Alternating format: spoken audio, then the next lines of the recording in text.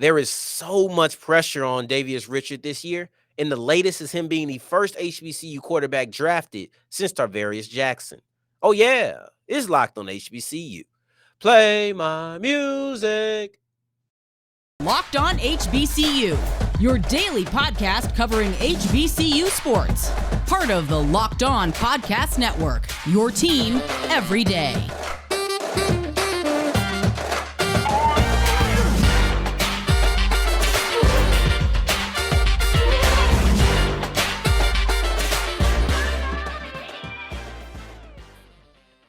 What's going on, family? Welcome back to another episode of the Locked on HBCU podcast, your number one daily one-stop shop for everything HBCU athletics, Monday through Friday, part of the Locked On Podcast Network, your team every day.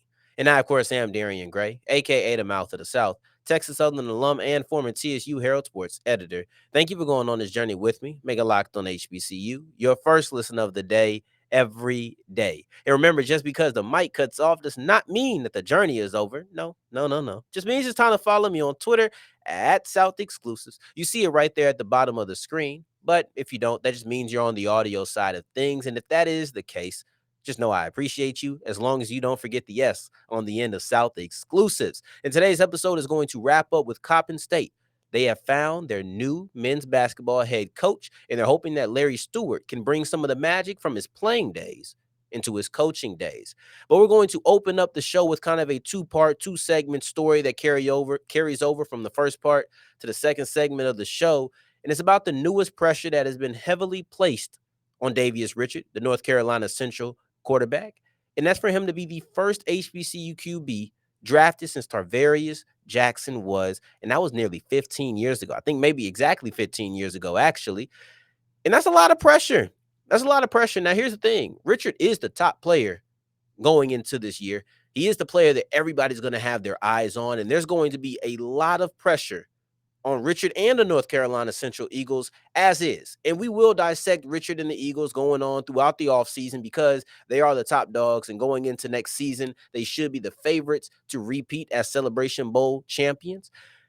But it feels like, especially after there was only one HBCU player drafted in the draft this year, it feels like I've seen a new pressure emphasized more. Let me say that this pressure has been emphasized more. I saw it before, but where it's at now, it feels a whole lot heavier. And it's that pressure for Davius Richard to be drafted in the first HBCU quarterback drafted in the last 15 years. Now, I told you, Tarvarius Jackson was a player who was drafted 15 years ago, carved out a nice near-decade career for himself. Really solid 64th overall pick. That was great. And I think that Davius Richard, sometimes you place this pressure on players who aren't deserving of it. Like, why did we really put this pressure on this guy to do that? But when you look at Davius Richard and being the first HBCU quarterback drafted in a decade and a half, I believe that he has the shoulders to be able to carry this weight. I think that he has the performance to back up giving him this level of expectation. So I do understand why you would say it. We'll dissect what the chances and what the previous FCS quarterbacks have done to be drafted in the second segment. But right now, we're just looking at him as a player. Well, one thing I did tell you on yesterday's episode, if you didn't see it, please go back and watch. That was the third segment that I'm about to reference right now. But there's two big-time boxes. When it comes to all FCS players and FCS quarterbacks are no exemption. And that's measurements and testing. Now, when it comes to measurements, that's simply the build. And Davius stands at 6'3", solid height. I like it. We're good. But then he's only 215 pounds, and that sounds good until you start comparing it to some of the other quarterbacks. Had no idea how big quarterbacks were, to be honest. So I started looking it up. And Pat Mahomes, 225. Rodgers, 225. I said, okay, that's a little light for Richard. Joe Burrow is 215. I think 217, actually. But I think that Richard, as a not only mobile quarterback, but a running quarterback, should probably pack on about 10 more pounds. And you look at guys like Josh Allen, he's 238. And we're just going by where they're listed on their team's website. And Richard is listed at 215. I don't think this is much of a knock. I would still say that he checks the box. Maybe just add a couple of pounds. I don't know how important it is. And speaking of not knowing how important something is, I'm not quite sure just how important it is for his testing. Like, are we really looking at his shuttle? Are we looking at his broad? Are we looking at what are we looking at as far as testing when it comes to quarterbacks? Not certain, because he's more than mobile. He's actually a running threat. I do believe that his 40, his 10-yard split, like some of his more athletic testing is going to be more important than if you take a more statuesque quarterback. Not that we really have so many of those now, but he is a running quarterback. He is the epitome of a dual threat guy. He's just as dangerous with his arm as he is with his legs. So you're going to need to see how both of those work. So I think that his testing might be important. So let's just say that sitting here today in the middle of 2023, Davius Richard checks one box and the other one is to be determined. You cannot know right now because I don't know his 40. I don't know what his broad, his vert. I don't know any of those things yet. We haven't quite reached that point. So the boxes that he can check, I would say he is checked. So let's go ahead and say that he has a check and move from there. And his game film says that he's impressive. His game film says that, you know what? Davius Richard is the type of quarterback that I would feel comfortable investing in. And one thing that I think that Richard really had going for him is his performance against New Hampshire last year.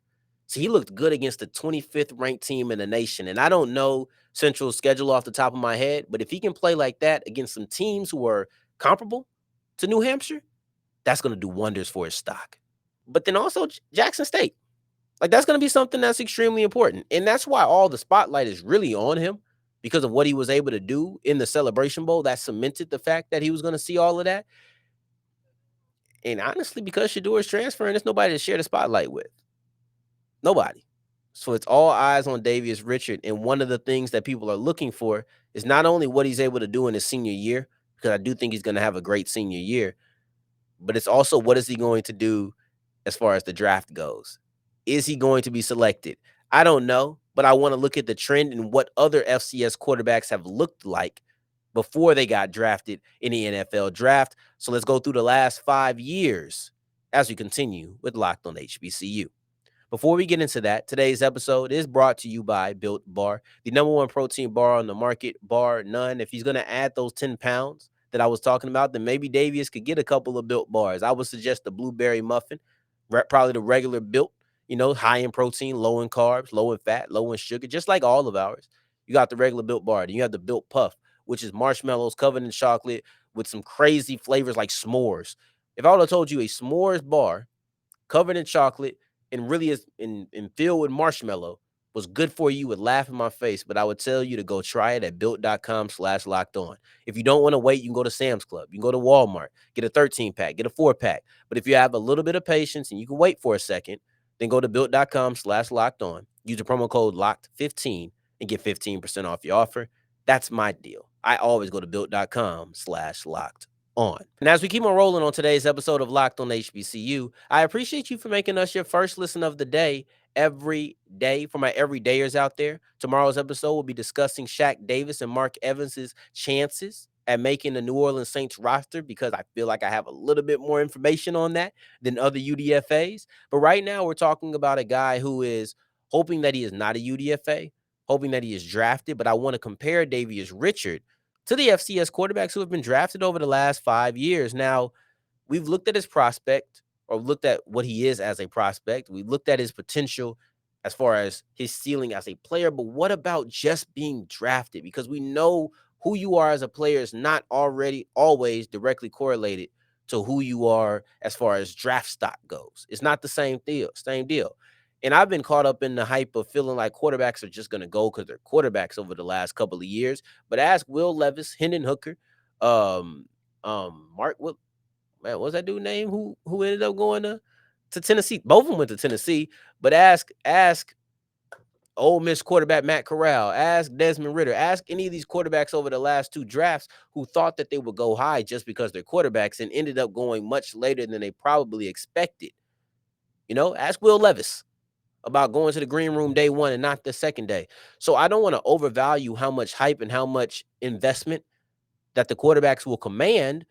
But let's look at FCS quarterbacks over the last 5 years. First off, Akil Glass was not drafted, and he was top 15 in FCS history. in passing yards and passing touchdowns. One thing that Richard has on him is that he has that team success. He has the ability to say, well, I won the Celebration Bowl, which is something that Glass cannot say, right? But let's look at the quarterbacks who were actually drafted over the last 5 years. In 2023, there were none. In 2022, actually the 5 years prior to 2023, there was one drafted every single year. We're going to go through 4 of them. You have Chris Oladokun. Here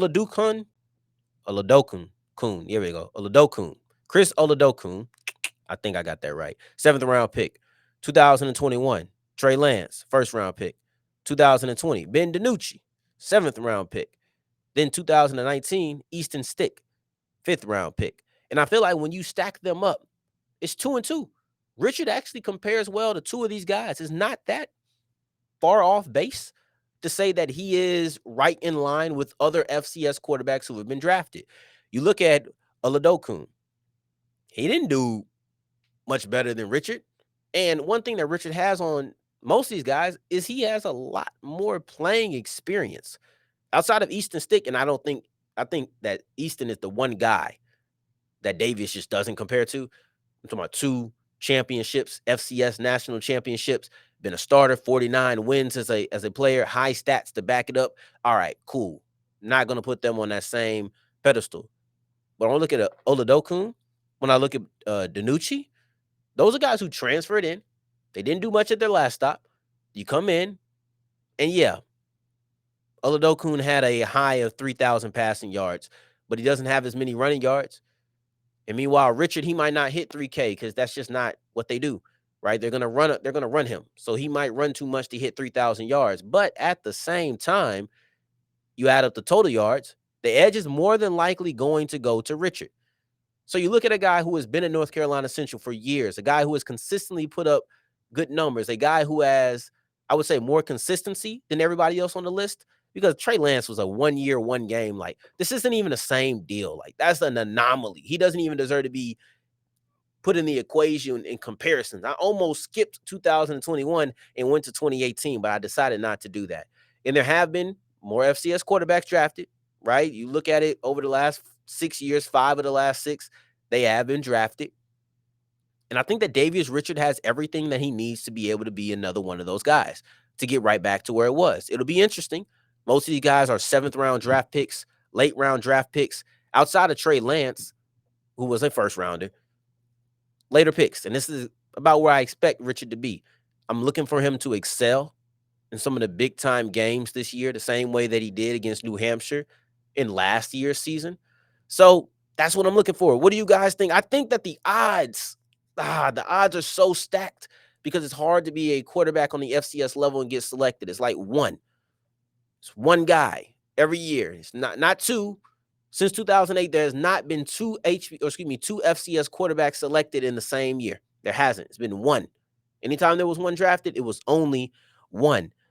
I don't want to heap that pressure on him. Even though I think he can carry it, I think it's unfair. We've seen how much we put on Akil Glass. And then Glass was sitting here for a year, and we're like, what happened to Glass? And I don't know what was going on with him. But I don't want to put that same pressure on Richard, and then he doesn't get drafted, and it's like, such a disappointment. I don't want to do that. I think that Davius Richard is a phenomenal player, deserving of being drafted. And if he isn't, he'll be one of those guys who is coming up and he's a UDFA who gets a high contract and gets paid to be brought into camp and maybe compete for a backup role or something of the sorts. Now, going forward, we're going to be talking about coaching. We're going to be diving into Coppin State because they have found their new men's basketball coach, and they're hoping that Larry Stewart brings the magic from his playing days into his coaching days. And as we're wrapping up today's episode of Locked on HBCU, I appreciate you for making us your first listen of the day, every day, making it all the way to segment 3. And I thank you 2 times for that. I truly do appreciate it. I don't want you to think that's just a catchy thing I try to say.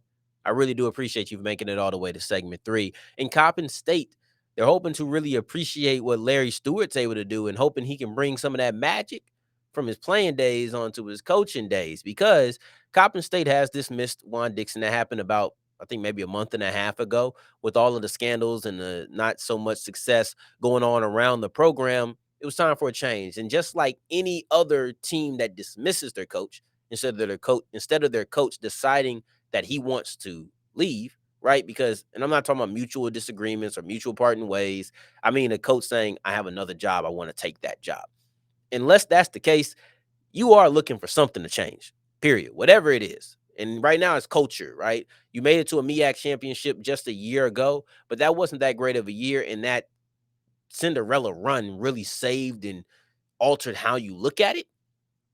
But at the same time, wasn't a great year. So you're hoping for something to change culture wise and success wise. But I think that Larry Stewart is the guy that they're looking at because of what he's been able to do at Coppin State specifically as a player, but then also what he's been able to do as an assistant coach. Because, that magic that he brought in, he was a 2-time MEAC Player of the Year, brought Coppin State to their first ever NCAA tournament appearance. You're looking at a player who is a legend. He's not only a former player, he is a legend. He is legendary, jersey retired, all of those things, certified at Coppin State.